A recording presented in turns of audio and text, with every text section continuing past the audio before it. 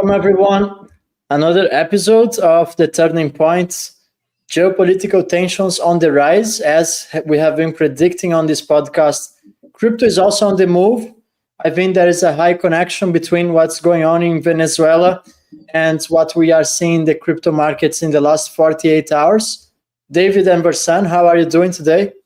Good. We're good. It's always nice to see a green day. Feels good. It has been a while. Yeah. Well, So, that's an opportunity to buy. So for me, it works either way. well, some of the dips are already paying off. One of them is SHX has been outperforming the overall crypto markets. It's up already like 20% in the last 72 hours. So very good performance. We have been talking a lot about SHX on this podcast. You guys see a different background. So I have improvised. I am in Portugal today. I'm traveling as always. And perhaps we can get started with geopolitical tensions. I think that's the number one topic that is trending right now. And it's not only because it's trending. I think that's definitely what has been the major catalyst for these green candles that we are seeing in the crypto markets. Do you want to get started? Perhaps David or Versan, go ahead with your thoughts, and then David, you go ahead. It's fine. Well, I think this is a big catalyst for global market conditions, obviously. I mean, we're talking about a situation where in the Western hemisphere, this is really a shot across the bow for BRICS. I really believe this was kind of like a strategic shot to push back on the BRICS narrative. And of course, getting all amalgamated, because when you think of Venezuela and you consider its resources, I mean, it's the world's largest reserve of oil. They've got great quantities of gold, silver, uranium. I mean, there's a lot of things there. And of course, that was feeding the BRICS countries, Russia and China, getting a lot of oil out of Venezuela, that kind of stuff, even though they produce their own. And so I think what, the whole, obviously the narrative is, hey, we're going in, we're getting a bad guy out. But the reality is this is about, a new form of colonialism in a way. It's about shoring up the borders in the Western hemisphere, and what is going to be allowed on this side of the wide world. And I do think this was a major punch back at BRICS. The markets are certainly reacting. I mean, Dow's up 700 points. This space is really starting to take off. It's kind of like a collective sigh of relief in the marketplace, and especially considering the fact that access to all of these resources. So this is not about the illicit. It's not only about the illicit drug trade. Let's be honest. This is about shoring up access to resources and kind of like, hemming ourselves in and taking a shot back at BRICS. At least that's how I'm observing it. Yeah. I mean, it's not exactly really an inspiring way to begin another year, watching the whole world slide again to another war. But this is, we talked about this briefly before we got on. History shows us that this is not random. This is kind of how things begin to function. And whenever you do see some coordinated geopolitical event, it's rarely about a single headline issue to what you're describing here. Wars are really about balance sheets. My brother put a very good tweet out the other day explaining that this is really a financial instrument. And history shows us that when banks, governments, and power centers need to expand credit, they need to absorb debt, restructure the liabilities. War becomes the mechanism. It kind of justifies the spending. It justifies borrowing. It also justifies emergency powers from the president of the United States. And finally, it also allows assets, land, and influence to be consolidated under the disguise of security and stability. Now, a lot of people, I told you this when Jim and I talked yesterday, I did get a lot of backlash from people arguing endlessly about whether this is about drugs or humanitarian intervention or even national defense. But again, if you take a step back and look at the big pattern, right, this is really about regime alignment and resource control, to your point. And there are things we can't actually talk about here if we want to be really truthful and honest about what we see playing out. but they're trying to install leadership that plays by their rules of the existing financial order. And they're trying to prevent other countries from stepping outside of that financial infrastructure. We're talking about, the alternatives to the dollar dominance, about aligning with the BRICS and so forth. So natural resources matter to everybody who's going to argue with me about this. Natural resources matter. Oil still matters. Strategic minerals matter even more now. But I think the deeper issue is about monetary sovereignty. And we've seen this before. Any nation that attempts to operate independently or has some outside influence of the global debt system immediately becomes a problem. And historically, that problem does get solved as well. And I think people have been conditioned to believe what I just said there is conspiracy, but it's not. It's becoming more and more clear from all the historical events, Iraq, Libya, countless interventions that do not improve our freedom, do not improve our prosperity. The outcome is always the same. It's really about destabilizing the financial flows so they can come in and intervene. And I can go on, but I don't want to hijack the whole call. You're good. You're good. That was all great. I loved it. I can keep going. I love your views. I think the fact that we have against mainstream opinions on this podcast is the reason why we have been extremely successful in our predictions. And I am 100% with you. This is about researches. Every war is a banker's war. So that's how I see the situation in Venezuela. Of course, at some point, I'm going to make an analysis here, but at the end, I want to tie that to the crypto markets. And, we have to understand that Venezuela was a sovereign nation perhaps 40 years ago. In the 80s and in the 90s, they do have the largest oil reserves in the world. And it was one of the most prosperous nations in the entire world. So, of course, that was upsetting some people on the financial system. I hear a lot the theory that we are going towards one world government, so a major government for all the entire world. But I disagree. I think we have been already operating with one single government, at least from the end of the Second World War. So I have this different view. I think all governments and central banks, to some degree, are already colluded. Hence, you can see what they have done in the pandemic, where they closed economies. They have all taken the same extreme measures without any real science that backs what they have been doing. And they have crushed currencies, economies, all with synchronicity. So you really understand that the system is already, to some degree, being operated at a global scale. I think right now it's more about a transition from this global system to a digital global system. I think here is where comes blockchain technology. And I was wondering, I want to ask you guys about this. What is your opinion? Because we didn't have time to talk about this. Don't you guys think there might be some degree of escalation from these conflicts in Venezuela? Because Venezuela is one of the greatest sellers of crude oil to China. And of course, with the United States taking control of those oil reserves and natural resources, which expands beyond just natural oil. It also goes for precious metals, as Versan mentioned before, silver, I think uranium as well. So don't you guys see perhaps China getting upset with the situation, and this perhaps can trigger a major conflict with BRICS nations, or at least a narrative? I think it could, but I don't think it necessarily will immediately. Obviously, it's not going to sit well with the leadership in China or Russia that the United States is now controlling the world's largest oil reserves. Let's be honest, from a geopolitical standpoint, that is a very strategic, measure of control.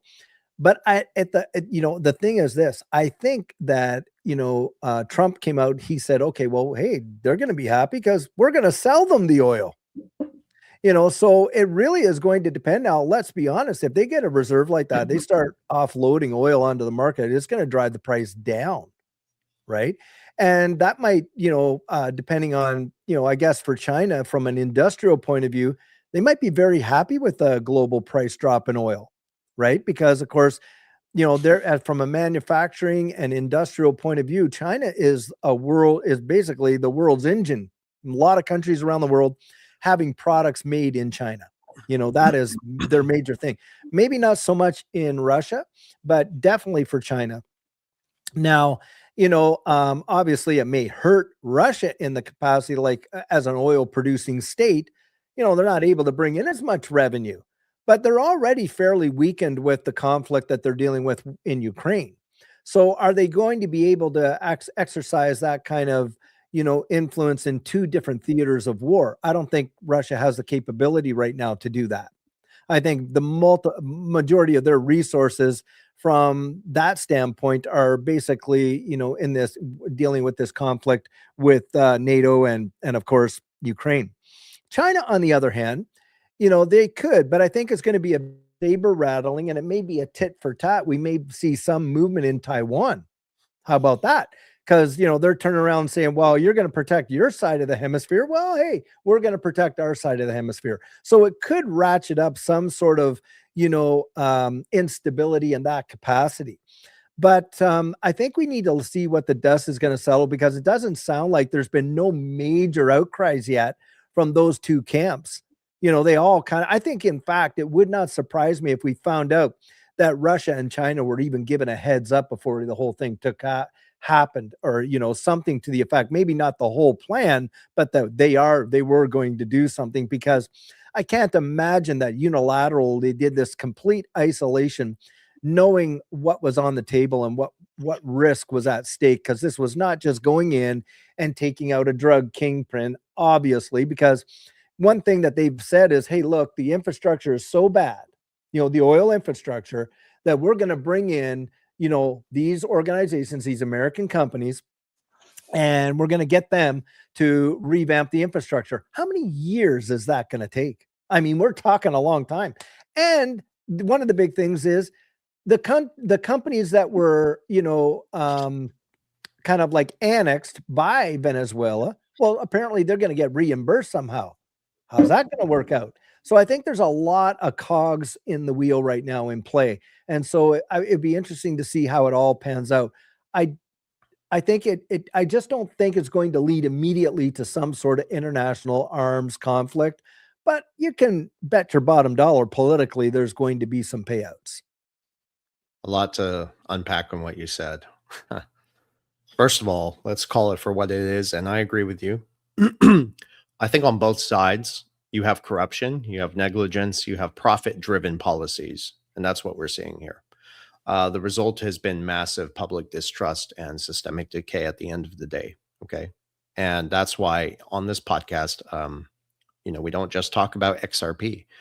Like, what does this have to do with finance, with currencies? And why is everyone listening to this when they're all XRP holders, for instance, or other digital assets? It has everything to do with it. Right. And what I find also very interesting is something you mentioned about the drug, the drug kingpin.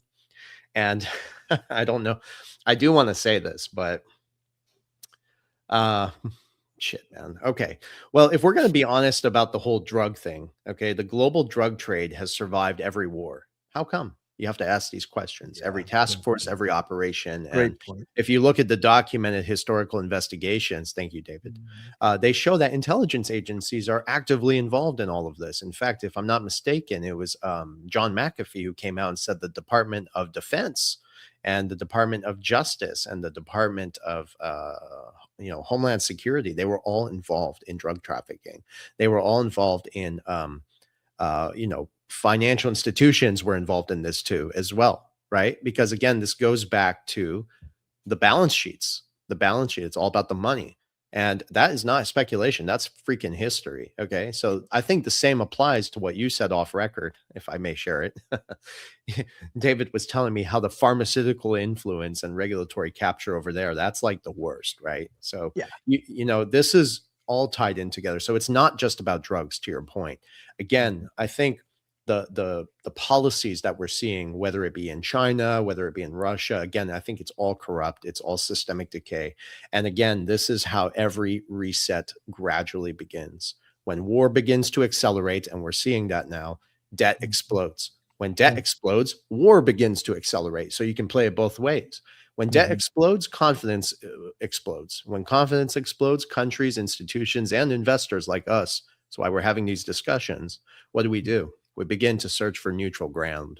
And I think that's why central banks, financial institutions are buying gold at record levels, okay? And looking at alternative currencies that are sovereign and agnostic. And this is what we're seeing happening on the world stage, okay? Quietly, you're seeing alternative currency settlement systems being integrated and built behind the scenes while all these headlines are distracting us. Even on this conversation, we're talking about some important things, but still there's bigger stuff happening on, right? And I think this is why assets that are neutral, borderless, politically agnostic are being explored, not as a speculative trade, but as infrastructure again. And I think gold, as a hedge. Yeah, gold has played that role historically. And now for the first time ever, right? This is the turning point, the fourth industrial revolution. We have digital assets entering the conversation. And I hate to bring XRP into this early. I said, we'll save it for the end. But XRP does sit uniquely in this discussion, not because of the hype, not because of its function. I'm sorry, because of its function. That was funny. But it was designed for settlements, not speculation. So it doesn't belong to one nation. It doesn't carry the political baggage and reserve currency that's been weaponized through sanctions, right?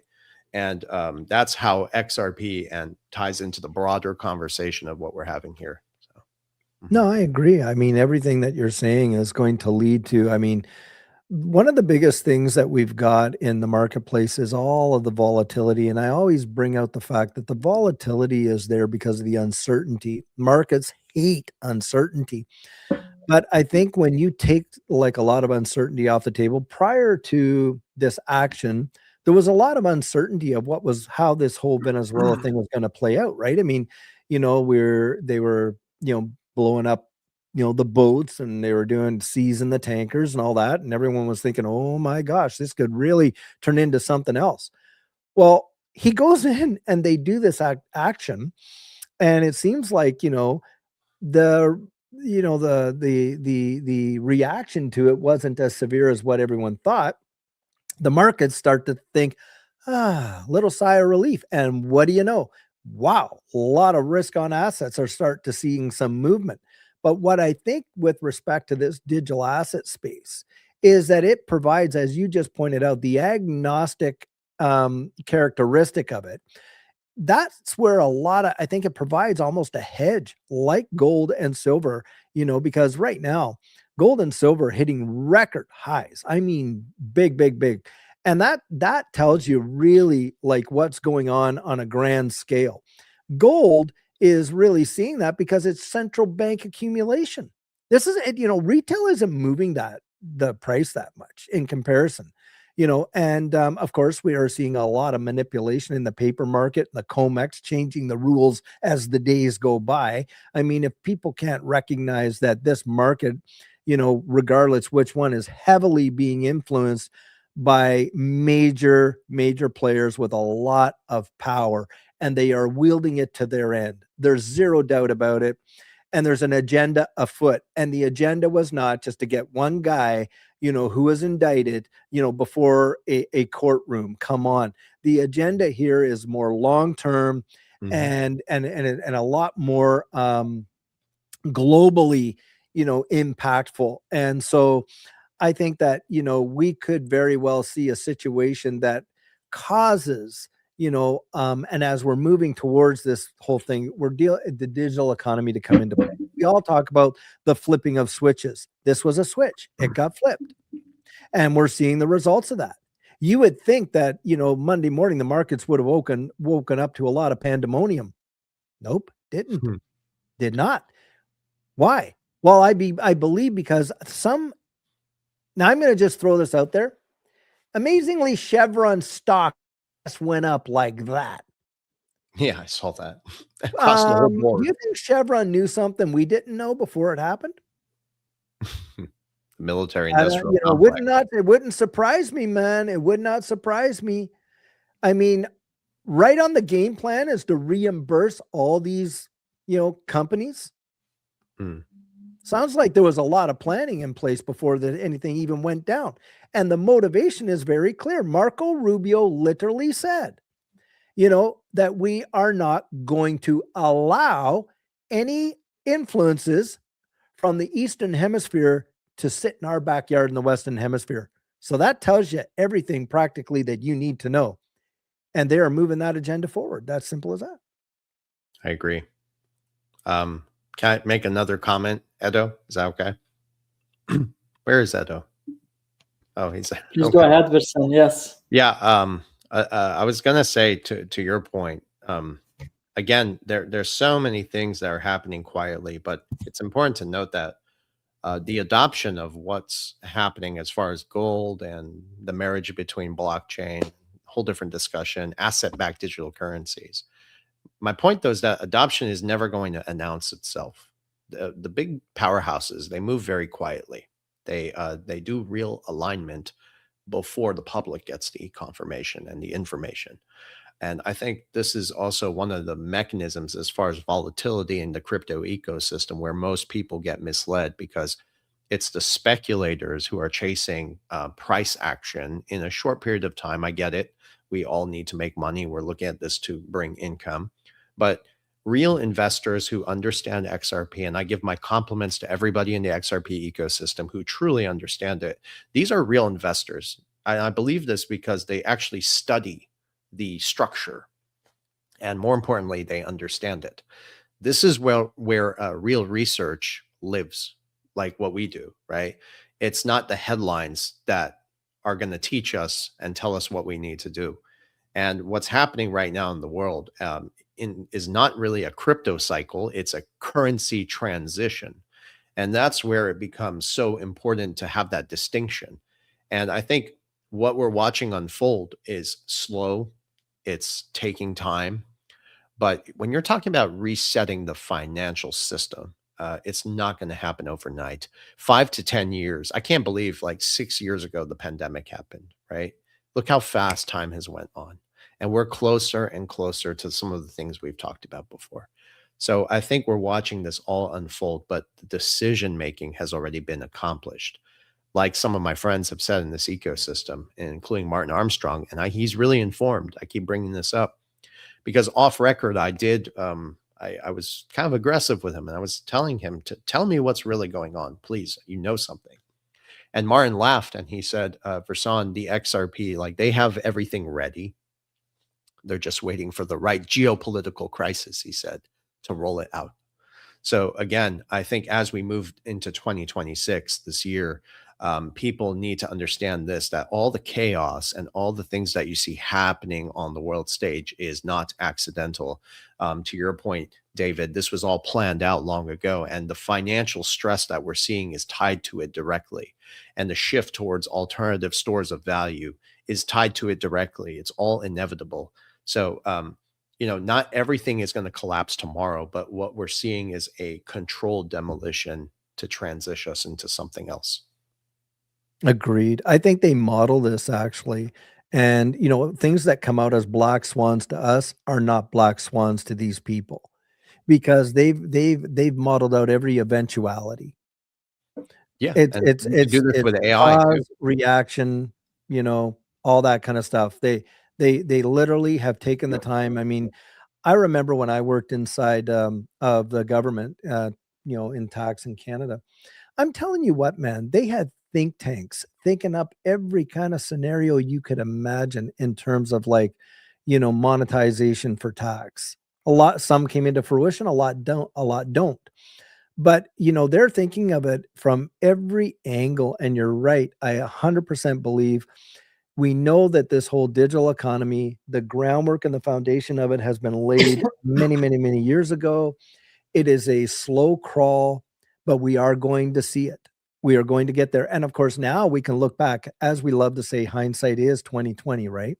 So we can look back and things that we were projecting and guesstimating about, speculating about, because of course, we're saying, okay, if this happens, maybe that domino falls. Does this happen? Maybe that. Now we can look back and we can say, aha, I can see how all the dots were connecting. That's right. And it's, and Edo, by the way, I will say this, you did an amazing fantastic job just before you lost your X account of peeling back some big time, information in the onion.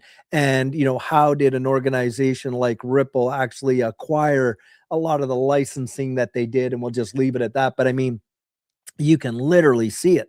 So, for us, that are not just following, like you said, Versan, the headlines, and we're not just kind of jumping in, jumping out and all the fanfare, but we've taken a lot of time to digest what's going on. I mean, my conviction is so solid now, it's more solid than it ever has been about where we're going with XRP. And like you say, folks like Martin Armstrong, that, these guys are in the know way beyond what we are. I mean, he had dinner with Trump. Yeah, exactly. That's how close I am to, you know what I mean? I'm that close. Yeah, exactly. And so I think it is a when, it's not an if. And that's where we got to keep our level heads and then think, okay, in that scenario, how am I going to, act? What are my reactions going to be? Because we cannot control these actions, but boy, I'll tell you what, we can sure learn how to manage our own reactions to it, Mm-hmm. Yeah. Thanks for your support, David. That means a lot. And this only proves support that too. Yeah, I appreciate everything, guys. And when you get too close to the truth, they really take your channels down. We even have to be careful here on YouTube. Sometimes we can't say everything that we wish to say, but we try to navigate in this storm and provide the best information without being kicked out of YouTube. So, well, I want to make some thoughts still on the Venezuela situation, because I think this is highly connected to the introduction of a digital system. One thing that has caught my attention is that the volume of stablecoins in Latin America has reached a new all-time high just yesterday. So you really see that this is actually speeding up the demand for stablecoins and also a neutral bridge asset as well. As a consequence, we all know that's XRP's role. And we could also say that with CBDC's introduction, that's also tied to Stellar XLM. Now, Venezuela had hyperinflation, and I truly believe they need a currency reset. So I am 100% sure there might be an intersection of the currency resets in Venezuela and blockchain technology. I think that's something that we can expand in the next months. It's still too early to finally come to conclusions. But how I see this is that central intelligence agencies have a finger on this. Let's be honest. I don't think the United States. Yes. Well, I don't think America did this out of good heart. Let's put this on these ways. I don't think they just wanted to free the Venezuelan people from a dictator, which I 100% believe that Maduro did not have the best interest for their country. I know he had terrible policies out there in Venezuela, and people were living in a scenario with hyperinflation. But in the other hand, you can be sure that international powers also contributed for Venezuela's situation to be so chaotic. For over a decade, they have been struggling financially, and it was not to blame Maduro alone. So, in one hand, I agree he's a dictator, but in the other hand, I also recognize that there are international powers that are creating intended crises within nations. There is an international mafia that does that and profits from creating wars. Yeah. Okay, so let's talk about blockchain technology and how that ties to XRP before something takes our channels down. So I truly believe with this currency reset in Venezuela, the first asset that shall emerge, it's something similar to real stablecoin, RLUSD. I totally believe Versan has to make some thoughts because I lost my train of thought here. Well, I think, listen, I have a lot to say about digital assets going into 2026. But for sure, stable coins, it's not just in Venezuela. They're a key part of the global transition. And I do believe that RLUSD is especially important in this context. Obviously, stable coins are designed to consolidate liquidity. And do you remember what I said in the beginning about consolidating power, assets, land? Now, if you can get all that value on the blockchain, you're really consolidating a country's resources and you're putting it on chain via stable coins. And the stable coin is really the vehicle to get everything on chain. Okay. It is gradually become the key transactional layer that institutions are comfortable using because they can map it clearly into the existing regulatory frameworks of any government around the world right now, the financial system. So stable coins, they're not going to solve a settlement to scale on their own, though. Then that's where it gets important to the XRP. They're going to need some operational layer that can actually move that value efficiently across borders without friction. That's where XRP fits. If I can make another comment, somebody mentioned here about Lewis Jackson's video. I'm not going to get into the weeds of that. I kind of already did that on my Patreon. But again, I think if you go back to a lot of the research and you look at the IMF documents, the BIS papers, and the World Bank material, you're going to notice something very important. They specifically describe assets like XRP and XLM. They don't even frame them as speculative tokens or crypto. They actually discuss it in the paperwork as infrastructure.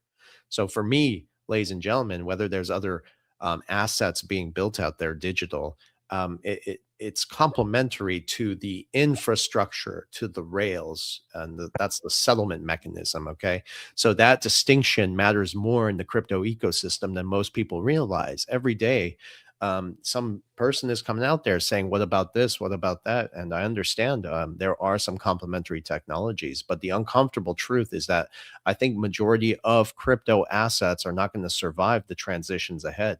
We have a lot of regulations that are going to come in, and those regulations are going to simply move money away from speculation into compliance. And that's the uncomfortable truth most people are not ready for. They think it's decentralized. It's not. And we've seen this cycle repeat over and over to a degree. And it's all about the liquidity flows. And finally, what I'll say is at the end of the day, it's about settlement. And that's how XRP consolidates so much power via settlement and gradually becomes a store of value via settlement. Okay. So a lot of the foundation is already embedded, and you can even go back to Rosie Rios and some of the other puppet heads. The train has left the station. Okay. So that's what they're saying about this. The infrastructure is there. It's just they're building things upon it. And there's going to be a time and place geopolitically, I think, that's going to get the plumbing to go on. And that's when you need a high XRP price to satisfy the magnitude of what it was designed to serve. Okay. Right. I love that, Versan. And I have no problem addressing this whole deal with Lewis. Lewis is being very disingenuous because he's acting like he just discovered, that ODL does not have to necessarily mean you have to use X, when he's known that all along. I mean, I talked to the guy back in 2022, and if you go and dig up some of his own prior videos, he says, hey, after spending years in this ads, I think I have a pretty good expert understanding of how did he come to, something as fundamental as how the ODL works, and something David Schwartz has come out, we've all known since 2019 how it actually works and what will move the value of XRP. He's putting out there that, there's really no demand for supply and demand. Well, that is completely false, because with the XRP ETFs all being spot as they are, and there are also future ETFs, but the ones that we're seeing, like in the month of December alone, $483 million of inflows since they came on the scene, 1.5 billion of inflows, while Bitcoin and Ethereum have had outflows. Well, those ETFs have to hold spot. They have to go out there and buy XRP. Demand on the OTC and the dark pools is crazy, and we are losing supply. I know people say, it has this much on these exchanges. No, those are not the direct calculations. The way in which they're calculating that, it is not exactly what they say. And so in that capacity, there's demand with the ETFs. You got the special acquisition corps like Evernorth with a goal of holding a reserve of $1 billion worth of XRP for the purposes of doing what? Generating yield platforms, lending platforms, on and on. As you said, the train has left the station. The infrastructure is being built out. It is all about, the way in which monetary instruments are going to be employed in the new digital economy. And we know that it's a fact. I mean, we can go through every one of these nation states, even down to the smallest ones that are developing digital forms of monetary instruments. A monetary instrument is a store of value, it's a unit of account, and it's a medium of exchange. It does not have to be legal tender. And so this is what's happening. And you know, people are saying, well, you know, he's throwing a wrench into, he isn't throwing any wrenches for those who actually know what it is, because he's out there promoting his own platform. Well, you come on onto my platform and I will educate you. Well, come on. There's everybody's kind of doing this. Yeah, everybody has, like, it's nothing new. Right. It's not unique. He doesn't have any special information. No. And so this is something that, you know, like, and I have no problem. And there's no need to go on. He says, well, I'll debate anybody about it. What are you going to debate? The facts that we already know? David, are you going to debate the fact that what I'd like to debate is, hey, you're pretending like you just found out about it when you and I, you know, yourself, you told me all what you knew way back then. So come on, that's not true. So, you know, I want to show something here. I want to share my screen because I think this is a really great can I say something? Oh yeah, please go right ahead. Pull your screen up. But somebody, yeah. Somebody said, who wants to see Jake and Zach in a boxing? Oh yeah, like yeah, that would be wild. Jake's gonna win, man. Right. That guy is a freaking powerhouse.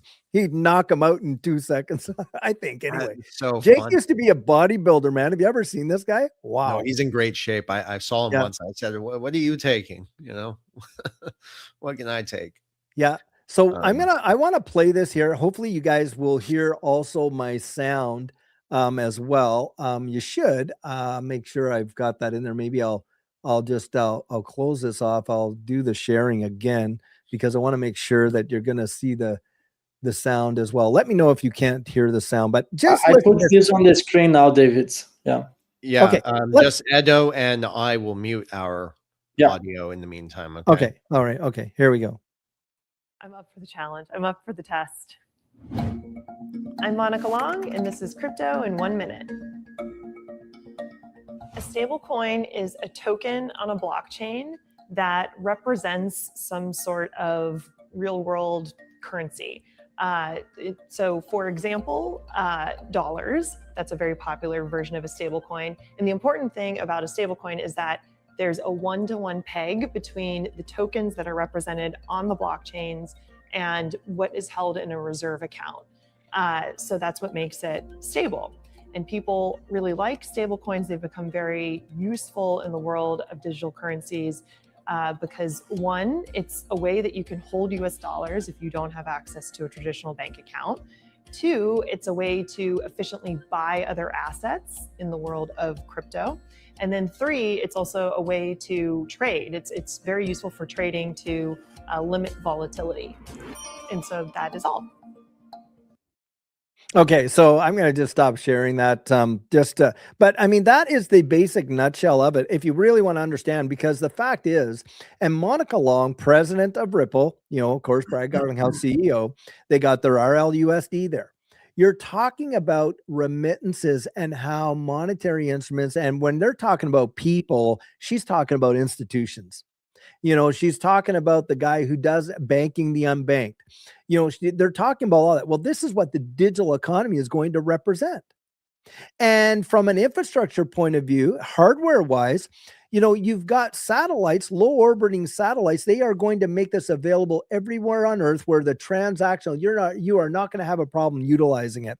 And we are going to watch and see this digital economy with the utilization of stable coins take over big time. And it is going to transform the way value is shifted. It's already doing it. And so this is where I really see how, you know, and look what Edo just said, you know, in a situation of conflict, stablecoin adoption has literally reached its highest point just yesterday in these countries. Why? Because, hey, they can get their funds out of a bank where there could be a bank run and have it locked out and hold it on their own, you know, hardware wallet or whatever in dollars. Bang.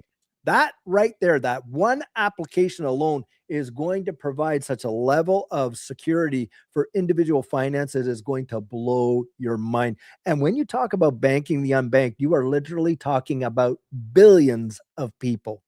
Billions. Yeah. It's a major, major deal. Yeah, but remember the stable coins. Let's not forget. It's a double-edged sword. Okay. This is what they're going to use to really drive more value on chain.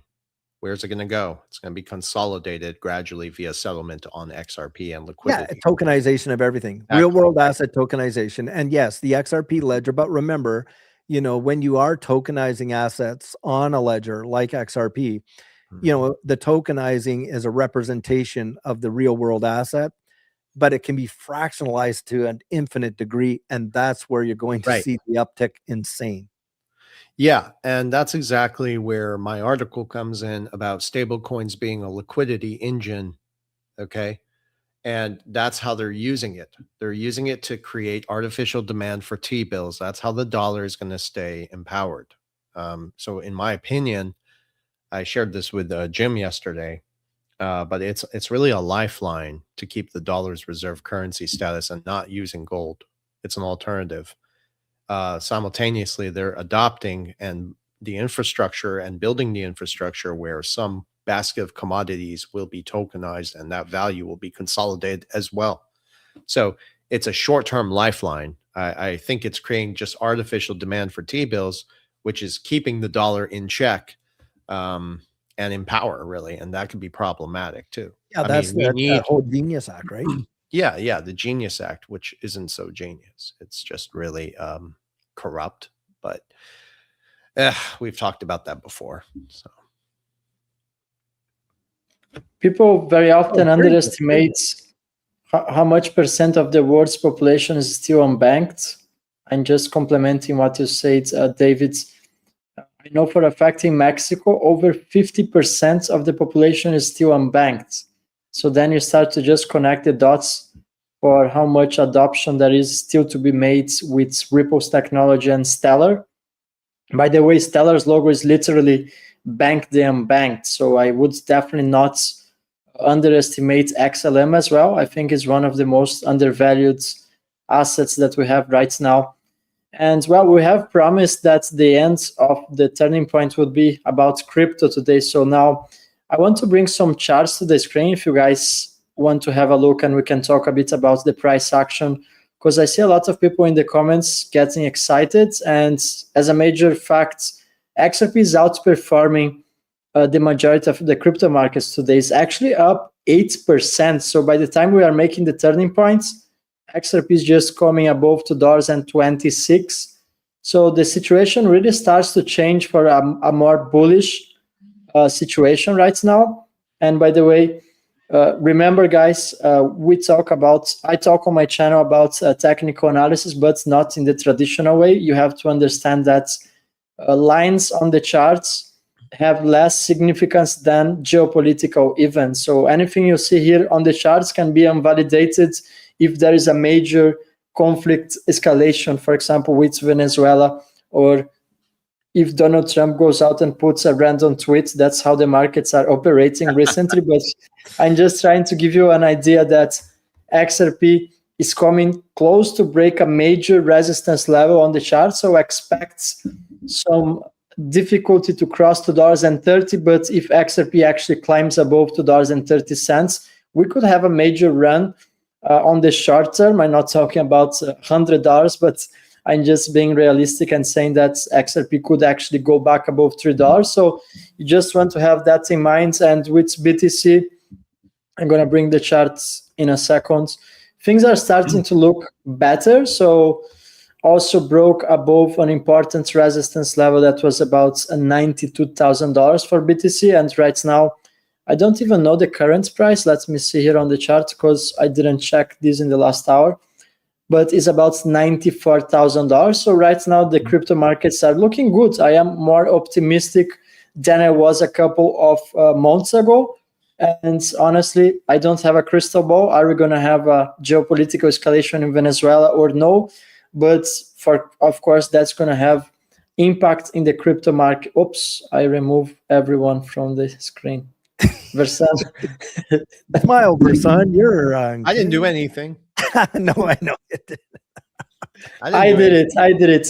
I was removing the charts and I removed me and David. Even over there, man, because that was a good zoom. Versan was looking clean, man. You were Yeah, looking he's sharp. looking sharp. I was just gonna say. Put lotion on my face every day. Okay. Yeah, no, it's good, man. You have good skin. Wow. Mine's No, got all this rosacea I on it. mean, Oh my listen, let me make some comments on XRP. I mean, again, sometimes I feel like I'm going crazy. I just keep saying the same. It's kind of funny. Okay, so I've been saying this forever, and listen, you pulled up the chart, Edo. Okay, I like to see a green chart. Okay. Yeah. But the role overall, and I was trying to explain this to my wife the other day. She's an XRP holder too. I've been teaching her everything I know. But it's not a speculative asset competing for attention. And I tried to explain that to her too. And I told her it's a settlement, it's a role for settlement and liquidity layer underneath the entire system. Sits above everything, not under it, above the debt system. So the volatility that you see in XRP is simply because it's tied to the debt markets. Right. It's coupled to Bitcoin, right? Which is tied 100% to the NASDAQ, the S&P, the debt markets. You have contractions, liquidity gets pulled out, market tanks, Bitcoin tanks, XRP goes down too. Yep. Eventually, that's why I think the Clarity Act will destroy most of crypto and set the standard for what's a security and what isn't. Okay. So that's going to unfold later on. Now, at the end of the day, not being a speculative token. So I don't care about the price, $2, $3, $5. It's nice to see it climb. Okay. Yeah. Yeah. But value is ultimately going to be consolidated via XRP because that's where settlement and trust is going to live. Okay. And settlement is where finality happens. So over time, assets that don't dominate settlement are not going to absorb value. Assets that do dominate settlement are going to absorb value because that's how it works. That is a debt market, the beating heart of all of it. Yep. Exactly. Right. So and they're not going to change that. Yeah. To your point, that's how XRP is going to transition from whatever this is on the charts into a store of value with a digital financial ecosystem, not through usage, not through narratives. There is going to be some leveraging at one point, staking, things of that nature. That's a whole different discussion, but it's fundamentally different from the entire crypto ecosystem that includes Bitcoin, which relies primarily on perception, scarcity, and belief rather than utility. Okay. Yeah. Well, it's all sentiment. Yeah. And another point I'm going to make here, and this is a bold statement from me because I've covered this so many times for years. And I've covered BlackRock and JP Morgan extensively going back to 2023 and earlier. I was ridiculed, et cetera, et cetera. And I'm not speculating here, but I'm going to restate something I've said before. And this is already documented. But I believe in 2026, there's going to be a document or a headline that's eventually going to confirm that Ripple has been working with BlackRock in some capacity. And the irony here is most people are going to say it's breaking news when it isn't. It's going to be repackaged. So I'm sharing it now. And the other funny thing is, if you actually look at the data, and I mean acknowledge it, not just attack me, BlackRock and JP Morgan already have indirect exposure to XRP through their relationships, through their agreements, and through their partnerships. And the financial institutions have already integrated Ripple's technology into their infrastructure. Okay. So large institutions are not going to move straight to the headlines and tell you, hey guys, BlackRock and Ripple are working together. They're going to move through layers, through proxies, through counterparties. And that's what they've been doing because by the time the headline confirms something, I guarantee you the positioning is already happened. Oh, you're right about that. Yeah. So I'm I did in the past, I have uncovered a huge connection between BlackRock and XRP through Bank of America. You guys remember that Bank of America is a Ripple's partner since 2018. Yeah. And so when you go deep on the connections and the ties of Bank of America, it's basically indirectly owned by BlackRock. So there you have already a direct connection. It's just not making headlines. You don't even have to go even that deep. Robbie Mitchnick, who is the head of the digital asset desk at BlackRock, was an executive at Ripple before he went there. I mean, and you had people from Swift go to work for Ripple, and then you had people from Ripple go to work for Swift. If that isn't coordination, I don't know what it is. The players are all the same. Exactly. So it's not a private company.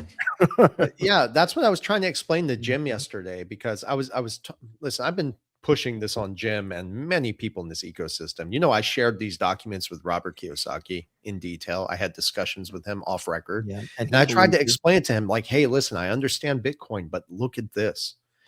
Same with Andy Schegman, Lynette Zhang, you name it. Gregory Manarino, he already knew, which is interesting. And when I've spoken to these people off record, they tend to agree more and more with our analysis than on record. Even Edward Dowd, that was interesting. And he worked for BlackRock, okay, as a portfolio manager.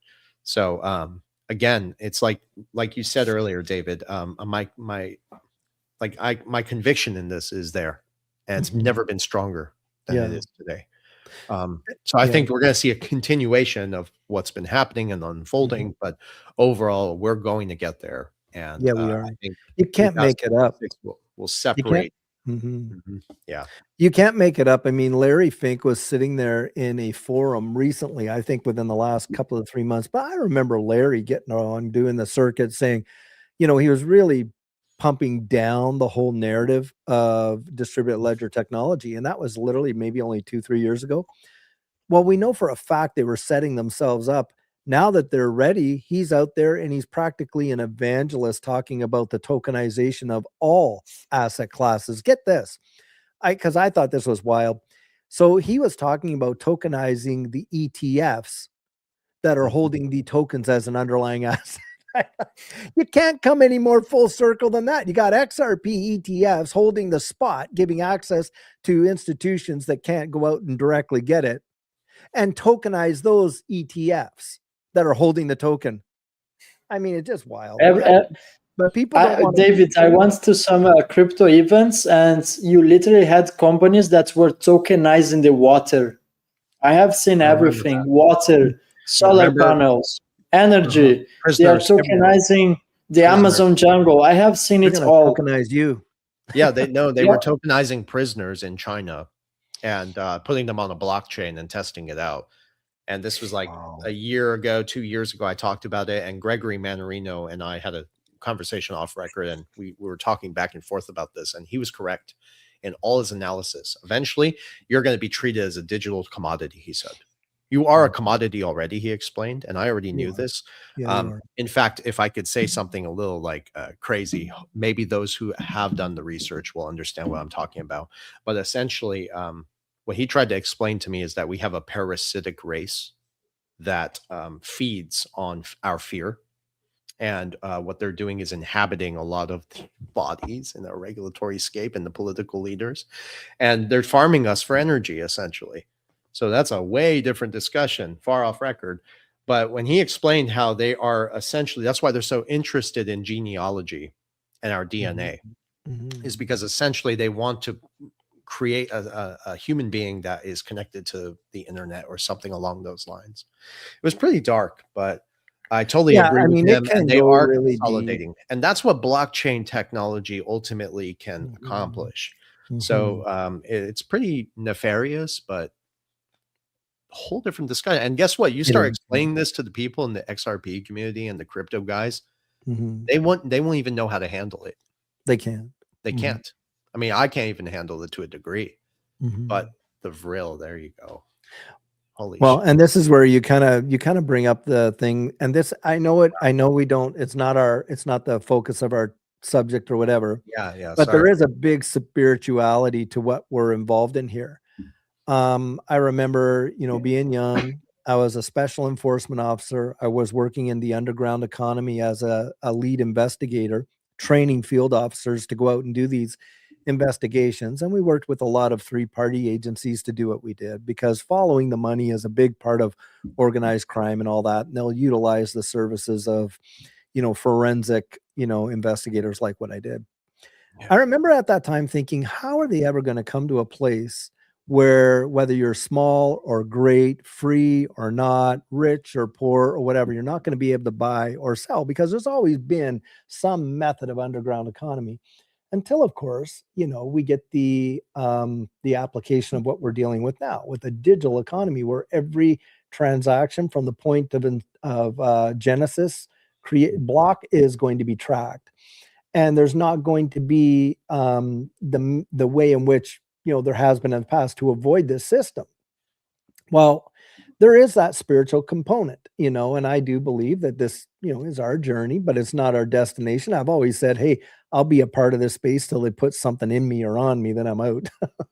You know, whether they take me out or I back out voluntarily, but either way, you know, no, I'm not going to go forward with it. But you can literally see the fulfillment of biblical prophecy with what we're witnessing here. At least that's part of what I, you know, perceive. That's a piece of it. You're absolutely right. And so, you know, not to get way off into those tangents. We already, I took us way off topic, and I apologize. we'll bring it back to center here. We'll bring it back to center. Real quick, also something Edo mentioned earlier about XLM, and I agree with Edo. We've been covering XLM together for a very long time as well, and some other technologies. But to your point, Edo, you already know this. It's not just about XRP. So XRP is not in isolation. There are many other complementary technologies in the ecosystem that will simply support the complementary use cases: identity, messaging, compliance, custody, regulations, interoperability. And many of the viewers here are certainly going to list them in the comments. I always see them, and thank you for that. But the core principle, I think, is going to remain the same. And that's where capital is essentially going to flow away from speculation and, again, go into compliant infrastructure. And hopefully we see a lot of that come out this year. Yes, I think it can overall hurt the crypto market, because 99% of crypto is indeed speculation, right? There's no real utility there. But I'll share something with you. If once I met with an investor, and this investor was explaining to me, Versan, do you know how you know if something has a use case? Examples, if you use it yourself. And I said, yeah, that's actually true. If I use something and I have a demand for it, then there is a real use case there. And I'll tell you one thing about me. I don't like anything, right? I'm very simple. Very simple. I don't have a lot of things. I don't need all these things to make me happy. So I'm very simple. But one thing I do need is a quick, fast, cheap payment scalable infrastructure that will get to my father in Saudi Arabia in seconds. And I actually use XRP to move money to my clients. They pay me in XRP. So I'm already working in this ecosystem that is so frictionless, no intermediaries, and it works for me. I use it. It's convenient. That's a demand. That's a use case. Now imagine what banks and institutions are thinking, and governments moving trillions of dollars. So that's why I use XRP and align with it very much, because I actually use it. It's not just everything I've been explaining and breaking down for years. It's the actual use case that provides value to me and my father, right? So just wanted to share that with the audience. I actually use XRP on the weekly. That's good. I mean, you're right about that. It's a great perspective. Edo, on your charts, I want to ask you a question, because throw this back. So I've been thinking and looking at it. I thought, well, maybe we see a retrace Bitcoin to 110K, XRP to 302, 305. And then perhaps we slide back into, you know, this whole narrative of, you know, what quote unquote bear market territory or whatever. What are your thoughts? I would be interested to hear that. And then we'll wind this thing up, I guess. Yeah, well, in terms of BTC, I'm not that optimistic for BTC, because every time there has been a pump in the last 5 or 4 months, they are using this liquidity to actually offload the dormant BTC wallets. So I'm not making videos about that anymore. I think you guys know the reasons, but they are still using the pumps to offload the dormant BTC wallets. And in my opinion, I think we have to be close to a decouple from XRP to the overall crypto markets. I even think that's possible to happen in 2026. But in order for that to happen, we need some major shift in the financial system. Will Venezuela be the trigger? Will perhaps the situation in Japan be the one trigger? I don't have a crystal ball to know. However, looking at the charts now, at least we have some temporary relief. We are above major resistance levels. We have to watch for the weekly close on both Bitcoin and XRP.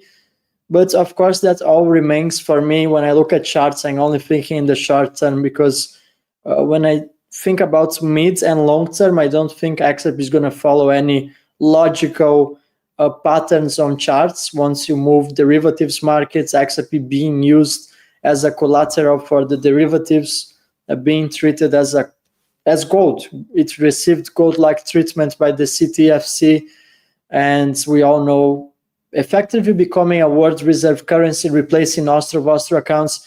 There are countless use cases for XRP, and people are still recycling some of the old food from like 5 years ago or 7 years ago. That same XRP can be used over and over again. I also did break that down in some of my videos, that in order for institutions to use XRP, well, they need to hold it to some degree. And just imagine you have thousands of regional banks and central banks across the globe.